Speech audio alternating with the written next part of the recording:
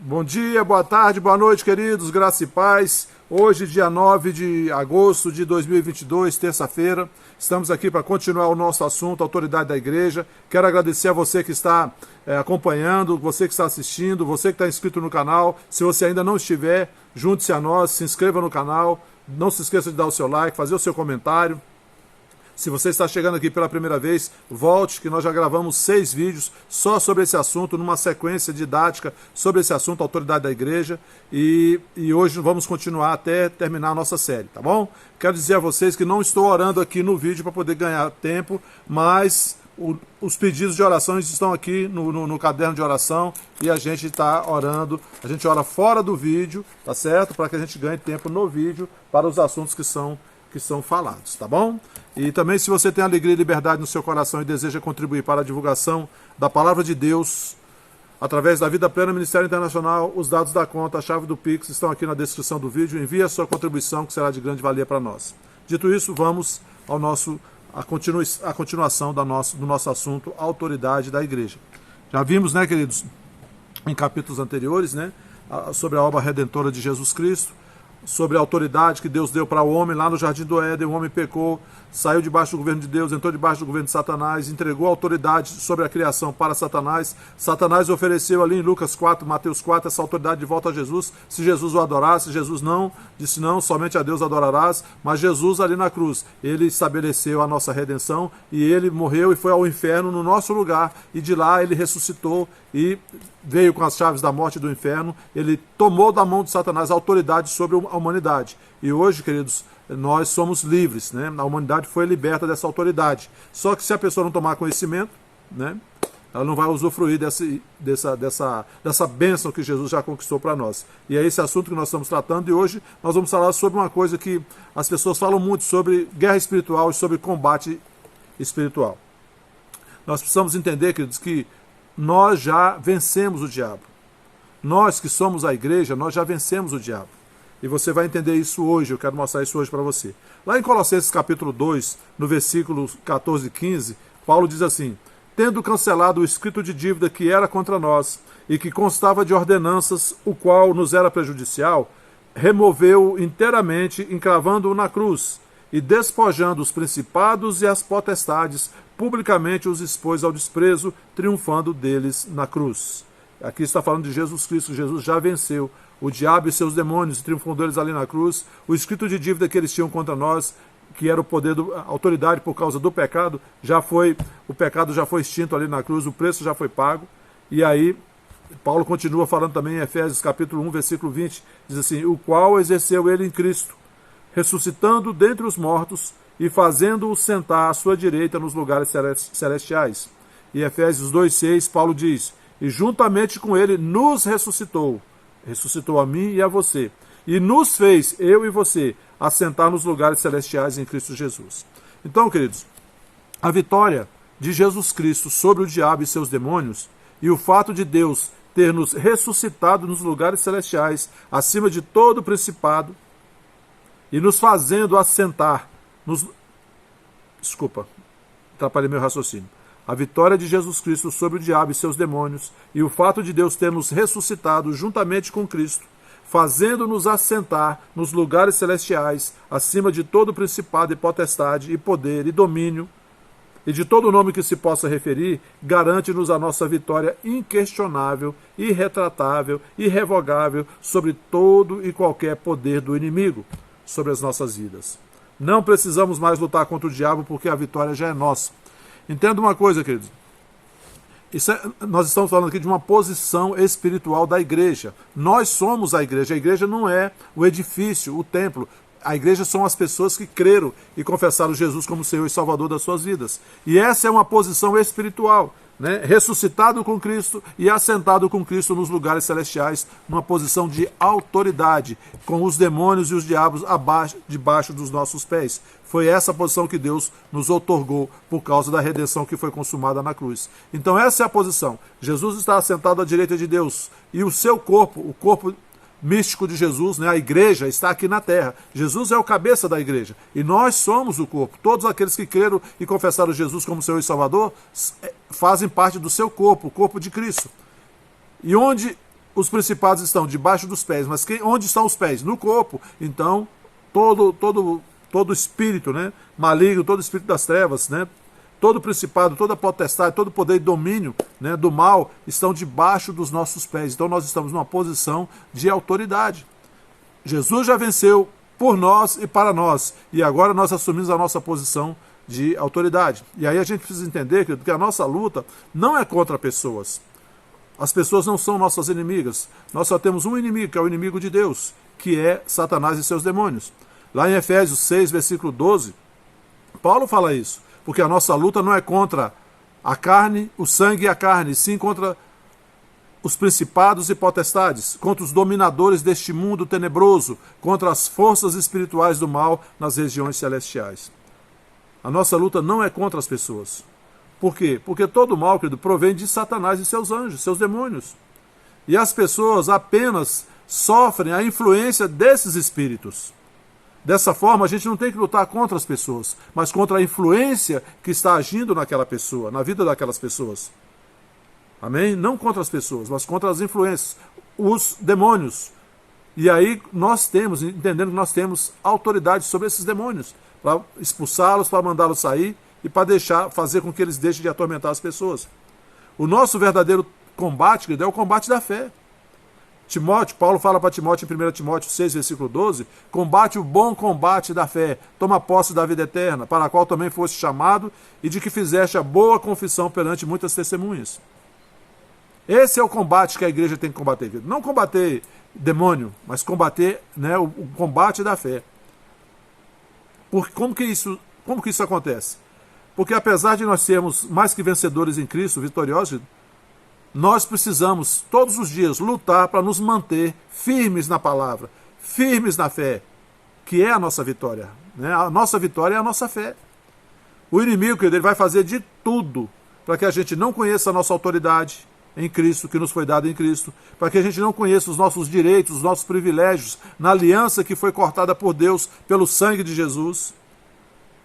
Porque não tendo conhecimento, ignorando os nossos direitos, os nossos privilégios, a autoridade que nós temos em Cristo, vai ser fácil para o inimigo nos enganar e roubar tudo aquilo que nós temos.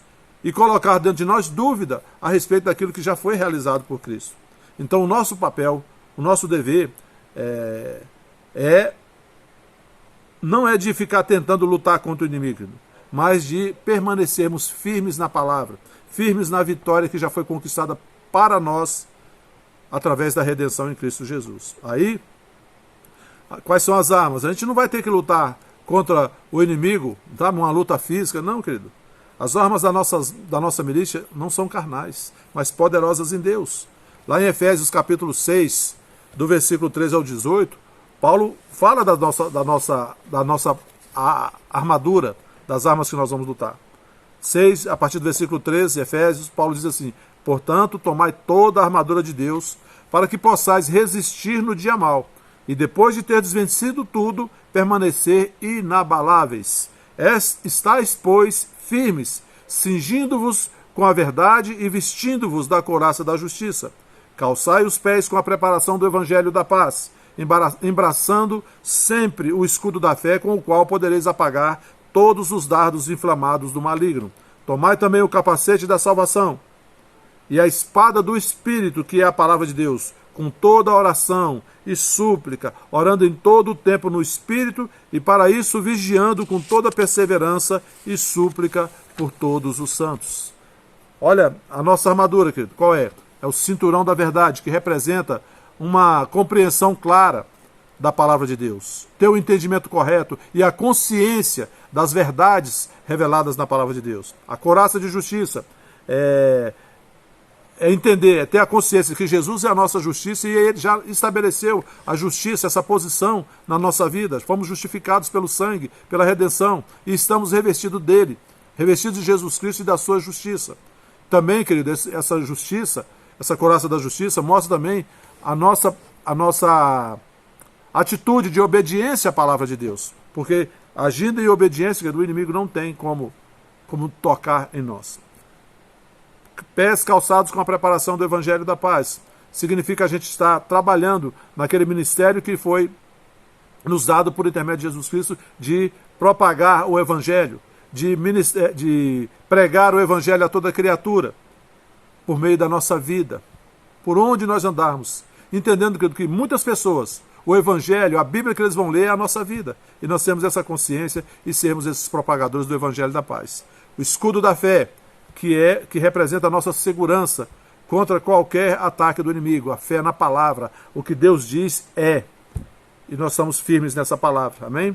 O capacete da salvação protege a nossa mente para que possamos nos manter firmes, focados em avançar rumo ao desfecho da nossa redenção, que é o resgate da nossa propriedade em Cristo, porque já fomos selados pelo Espírito Santo no dia que nós nascemos de novo, que confessamos Jesus como Senhor e Salvador das nossas vidas. E aí nós perseveramos até o fim com Jesus, que no dia que a gente morrer aqui na terra, o nosso corpo volta para a terra, mas o nosso espírito, que está selado com o Espírito Santo de Deus, conforme Paulo diz lá em Efésios capítulo 1, vai ser resgatado, né? É a garantia que ele vai ser resgatado com propriedade de Deus. Amém? E também usando a espada do Espírito, que é a nossa arma ofensiva, a palavra de Deus. Como Jesus falou para Satanás ali em Lucas capítulo 4 e Mateus 4, está escrito, Satanás, nem só de pão viverá o homem, mas de toda palavra que procede da boca de Deus. Está escrito, Satanás, não adorarás, não prestarás culto a ninguém, somente a Deus. Está escrito, Satanás, não tentarás ao Senhor teu Deus. Amém, queridos? Efésios 6,18, Paulo reafirma, com toda oração e súplica, orando em todo o tempo no Espírito, orando em línguas, e para isso vigiando com toda perseverança e súplica por todos os santos. Amém, querido? Então, essa é a armadura com a qual nós nos revestimos para vencer todo ataque do inimigo e viver uma vida cristã, desfrutando da plenitude, da vida plena que Deus já nos deu em Cristo Jesus. Aí nós precisamos entender, querido, para que a gente exerça essa autoridade, quais são as fontes do poder de Deus que estão disponíveis para nós, a igreja. O poder não está em nós, querido. O poder está em algo que está em nós. O que está em nós? Primeiro, a palavra. Efésios 6,18 diz isso. Com toda oração e súplica, orando em todo o tempo, no Espírito, e para isso vigiando com toda perseverança e súplica. Vigiando com toda perseverança é viver agindo na palavra. Amém, queridos? Lucas também fala isso lá em Atos 20, versículo 32, ele diz, agora, pois, encomendo-vos ao Senhor e à palavra da sua graça, que tem poder para vos edificar e dar herança entre todos os que são santificados. A palavra que é poderosa para nos edificar, para nos santificar, para nos libertar, para nos salvar, para nos alimentar e para nos fortalecer e poder para vencermos toda tentativa maligna. Amém? Outra fonte de poder, o Espírito Santo que habita em nós. Quando nascemos de novo, confessamos Jesus, o Espírito Santo veio habitar de nós, somos templos do Espírito. Lucas fala em Atos capítulo 1, versículo 8, diz, mas recebereis poder ao descer sobre vós o Espírito Santo, e sereis minhas testemunhas, tanto em Jerusalém, como em toda a Judéia e Samaria, e até aos confins da terra. O Espírito Santo que habita dentro de nós, querido, é Deus habitando dentro de nós. O poder está aqui dentro. Maior é o que está em nós do que o que está no mundo. Lá em 1 João capítulo 5 já diz isso. Outra fonte do poder, o nome de Jesus.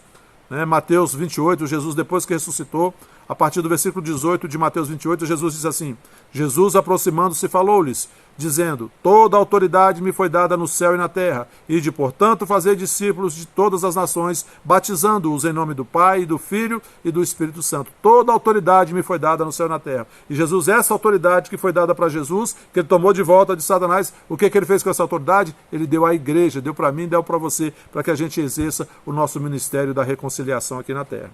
Amém, queridos? Outra fonte é a igreja, a fonte de poder de Deus é a igreja somos nós, querido. A igreja não é o prédio onde nós nos reunimos, o prédio ali é o templo onde nós nos reunimos, mas a igreja é o corpo de Cristo. Mateus 16, do versículo 18 ao 19, Jesus diz, também eu te digo que tu és Pedro, e sobre esta pedra edificarei a minha igreja, e as portas do inferno não prevalecerão contra ela. Dar-te-ei as chaves do reino dos céus, o que ligares na terra terá sido ligado nos céus, e o que desligares na terra terá sido desligado nos céus. Então a igreja é a fonte de poder, e as portas do inferno não prevalecem contra a igreja. Amém, queridos? Vamos encerrar orando. Quero agradecer a você que chegou até aqui. Quero pedir a você, se você não pode assistir o vídeo no momento em que você abre, deixa rolar pelo menos 2 minutos, que isso vai contar como visualização. Não se esqueça de dar o seu like, de fazer o seu comentário, de compartilhar com seus queridos. Pai, eu te agradeço por essa palavra, te agradeço por este tempo que estivemos aqui estudando a tua palavra, estamos crescendo no nosso entendimento, no esclarecimento da nossa fé. Te agradecemos por tudo e declaramos sobre todos que estão assistindo esse vídeo e sobre todos da família Vida Plena Ministério Internacional. Paz, salvação, alegria, harmonia, saúde, cura, libertação, salvação, proteção, livramento, provisão e prosperidade do céu, em nome de Jesus Cristo. Amém. Amém, queridos? Bom dia, boa tarde, boa noite a todos. Fiquem na paz e até a próxima.